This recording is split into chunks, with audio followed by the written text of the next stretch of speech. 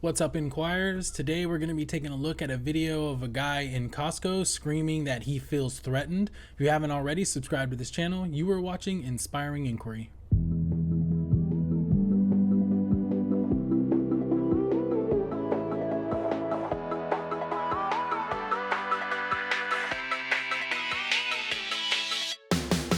So we're going to be taking a look at a video that I found on Twitter today. When I woke up this morning, I jumped on Twitter, looked at the trending section and seen the hashtag I feel threatened.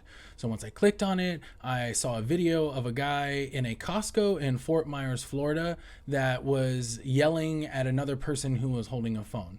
So instead of me explaining the whole thing to you, we're just going to watch the video and then we're going to talk about some of the events that allegedly led up to that, and then we're going to comment on some of the legalities of it. So let's watch the video. You're 6 feet away from you. You're harassing me. I'm not harassing you. You are infecting us. You're coming close to me. You're coming close to me. Back off! Dan! Threaten me again! Dan! Back the fuck up! Put your fucking phone down! So you may be asking yourself, what led up to this situation? What made this person feel so enraged to start yelling at someone, I feel threatened, when the person behind the camera seemingly is backing up? Well, people on Facebook and Twitter are saying, although unconfirmed, they are saying that there was an elderly woman standing in line who looked at the gentleman and asked him to stay 6 feet away.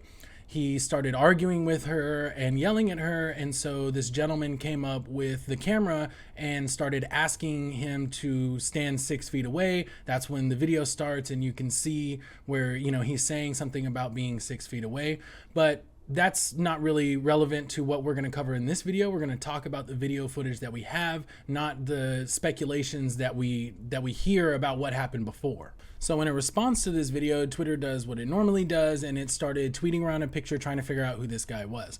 Well, they started putting up this picture of a man next to a picture of the guy in the video. Now, they called this guy Daniel Ryan Maples, and he lives in Florida, and he's an insurance salesman. So we learned last time that people started tweeting around a picture like that with the Derek Chauvin situation, the police officer who was kneeling on George Floyd's neck, that they posted this picture of him wearing a Make Whites Great Again hat.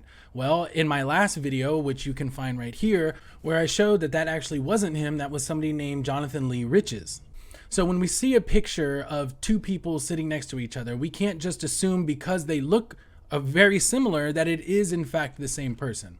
So in trying to investigate that, I went and looked up this person, Daniel Ryan Maples, to see whether or not there was more information that we could find to see whether or not that actually was him. Now, in the video, if you listen past the guy screaming at the other person, at first I thought it was somebody saying dad, trying to call the guy back over there. But when you listen closer, it sounds more like they're saying Dan. Now, that does coincide with people saying that this could be Daniel Ryan Maples. So it still doesn't say for sure whether or not it is him, but it is one more piece of evidence to lead us to figuring out who exactly this person is. Those who are claiming that these two are the same person said that he worked at TedToddInsurance, so I went over there to their website to figure out if I could find anything else that might say whether or not the person in the video is this person from TedToddInsurance. That's when I found this out. So if you come over here to their website, you can take a look at their team where they have pictures of the different people that work for them, and then you can scroll through, you can click on them and see different things about the person. So I came down here and that's where we find the picture of Daniel Maples. Well, funny thing, something that they did, if you go in here, you can see where they tell you a little bit about him. Now you will notice that his picture is missing. When I first came to investigate this, his picture was right there, no problem. When I refreshed the page, that's when I found this. So now that I've refreshed it, if you come down here to where he was on the team, his picture is gone. It's not there anymore. So it doesn't say for sure whether or not that it is him, but for some reason, seemingly the company has taken down the picture of him and his profile. But since I still had it up from when I was doing my previous investigation, you can look and you can see Dan has been with TTI since 2016 and is currently the highest producing sales agent in the company. Starting as the director of customer service before moving into his sales role, Dan adapted quickly to his new role where his personality and work ethic changed the conversation of what should be expected from a sales agent. Dan's peers voted him TTI Person of the Year 2018. He likes hot yoga, traveling, cooking, and mentoring others.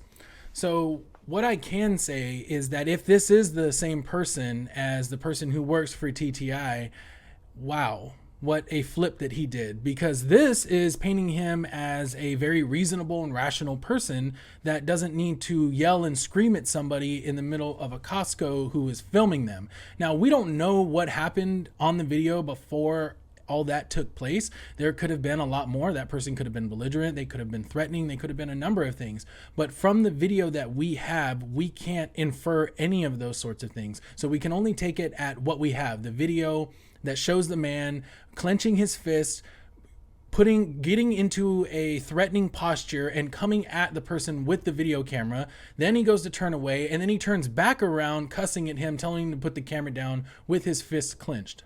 So as of right now, we don't know for 100% who this person is. Now, I can say that there is some evidence if they took down his profile from the TTI website, that there is some evidence that it could be him, especially with all the backlashes that have been coming from people getting exposed on the internet and the employer seemingly firing them afterwards. So now, moving past that, let's go ahead and take a look at Florida law to see whether or not the actions he took are criminal. Now, coming over here to findlaw.com, we can take a look at Florida's assault and battery laws. Now, they put assault and battery together, but they are different and they define them differently in here. So let's take a look at assault and battery. Although assault and battery are often related crimes and discussed together, the two are actually distinct offenses. Florida state laws define the two crimes separately, assault generally referring to the threat of imminent force, and battery refers to the unwanted touching of another. So if we come over here to assault, now remember, he didn't touch anybody, at least not in the video that we've seen, but he did threaten somebody, and he definitely was acting in a threatening manner. So let's take a look at how they define criminal assault and see if it may apply to the situation at hand.